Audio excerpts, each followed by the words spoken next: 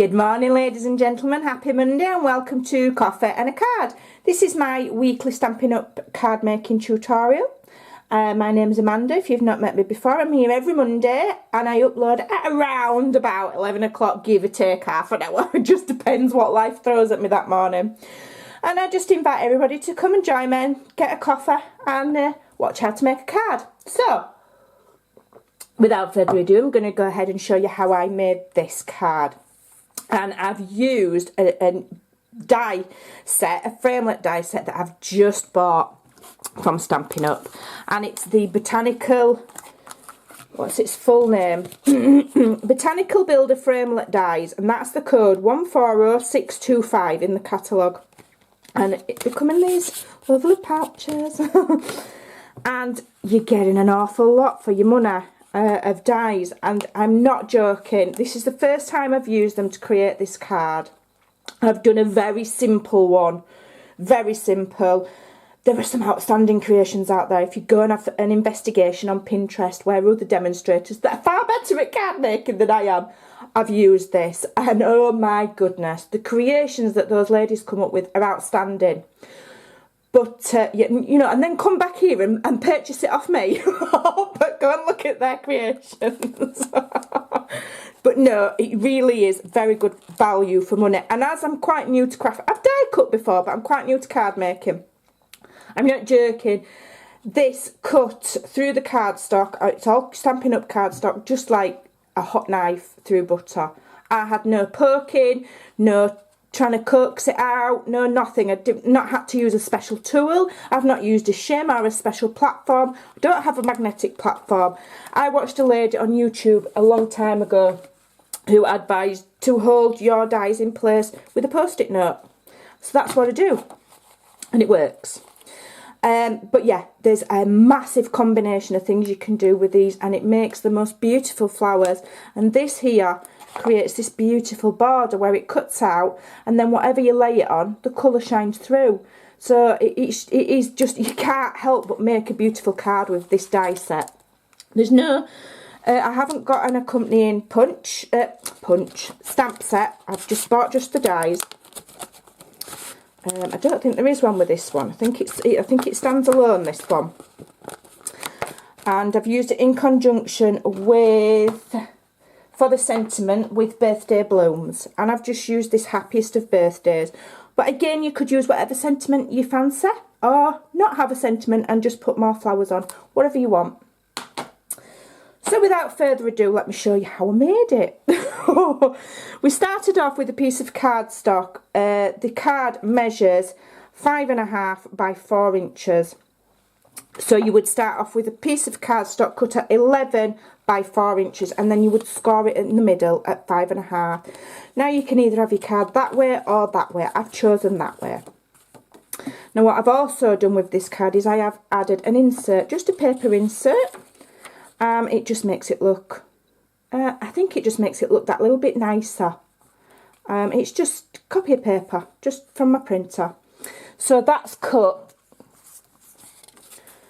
just a little bit shorter, 1/4 of an inch increment. So you want it, if that one's 11, you want this at 10 3/4 by 3 3/4, and then you score it in the middle and you fold it in half.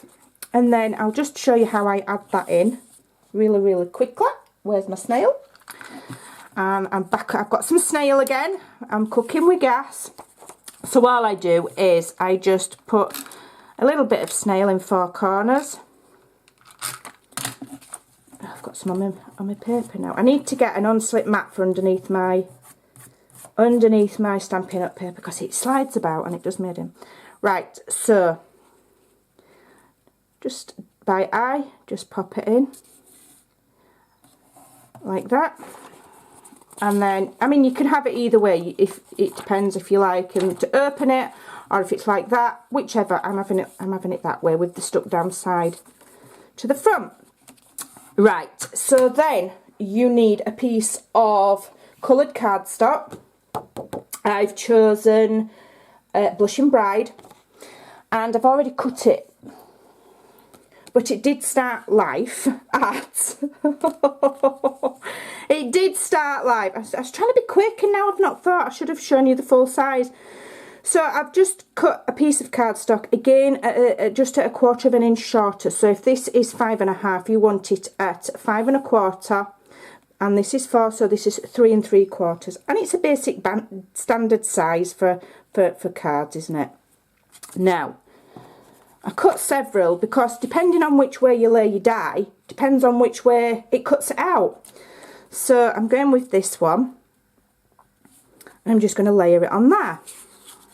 Now for quickness for the video, I'm using my snail. When you're doing it at home, if you get the die or if you've got the die, I'd probably use wet glue, so you can just put little dobs of glue on these little leaves and just make it stick down that bit nicer. Got it the right way, yeah. But you know, oh, I've got the snail on it there. To try desperately and make my videos quicker, I sometimes cut a few corners, but you don't cut corners when you're making your cards. You do them nicely. Do as I say, not as I do. That's what my mum used to say when we were kids. Do as I say, not as I do. So yeah, so you can see already that's created a beautiful card in itself already, just with that one die cut. And then I have cut some of the leaves and flowers. I'm just reaching across, how rude. Put them over here and they're not really where they should be. I'll just pick them up. Right, so we have this one, which is the larger pop out 3D one. Just show you again where I've put it. Just show you which one's which. I've got a hair stuck in it. Oh, how nice. Right, so I've used this one. This is the larger pop out one. That's this one. Okay, and I have used this one, which is this smaller one here. And then these little tiny weeny ones. That's this one. And then this little tiny stamen one, like a little star, that's this one. And then these delicate fern leaves are this one. And as I say, I had no trouble getting them out of the dies. They just popped straight out. Now, I'll have to apologise if you can hear my doggies barking. I did use my foam mat and my piercing tool. I'm just going to move that to one side, and I'm just going to show you how I just gently shaped some of the flowers before I adhered them. Just gives them a bit of a nicer effect. So just hold it in the middle so it doesn't rip, and then gently curve round any round object. Pencil, pen, pokey tool, knitting needle, crochet hook, you'll find something. So, but hold it in the middle, because if you pull in quite forcefully, you might rip it. And then just push it in the middle and push it as hard as you can. Don't be afraid, and let it pop out like so. And then these smaller ones, what I've done is I've flipped them over. Just use the back of your pokey tool and just go in a circular motion. Probably not teaching you anything new here, but and the more you go at it, the more curved shape you'll get. It just helps give it a little bit of a pop. We don't want flat flowers. They're not flat in the wild, are they? So we don't want flat flowers. And then turn it over and push. Turn it over and push. Like so. Okay. Right, and then I have used the fine tip glue. Use whatever glue you want, but that's what I've used. And a tiny bit of glue in the centre of that. You do have to be careful with it. I'm just going to push those up. Push, push. But I mean, you can use this flower building punch. Call everything a punch.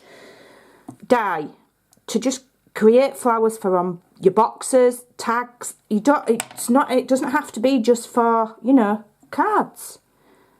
I'm going to have a right good play.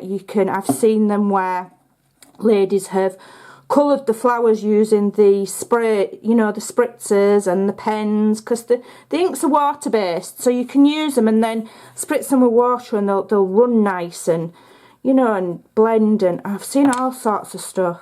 And then I've seen ladies put use glitter paper for the stamens, and there's so much you can do. I've seen where the leaves are cut in gold, and I've seen loads of stuff. The amount of different ideas that you can come up with this die is really, really limitless, and you're going to get a different look every time. Right, that's those done. So I'm going to come back in with my card, and I'm going to strategically place my fern leaves. Now, I'm using the fine tip glue again. Use whatever you find easier. I don't find any adhesives particularly easy. Sometimes this one, if you put too much and it smudges out, you know, you can see it, and that's not a good look. But I know that I'm layering over with the flowers, so you're not going to see it. So I'm not too worried. And I'm just layering them over each other like so. Push it down. Just give that glue 2 minutes to set. Come on, stick. Sometimes you forget that you have to wait for glue to dry. This is why I'm not a big fan of wet glue. Right, that's dried now. And then all I did was I went in with the Stampin' Up glue dots for the rest. And, you know, you can... Oh, that's come off. You can arrange your flowers however you like. Some people are really good at it.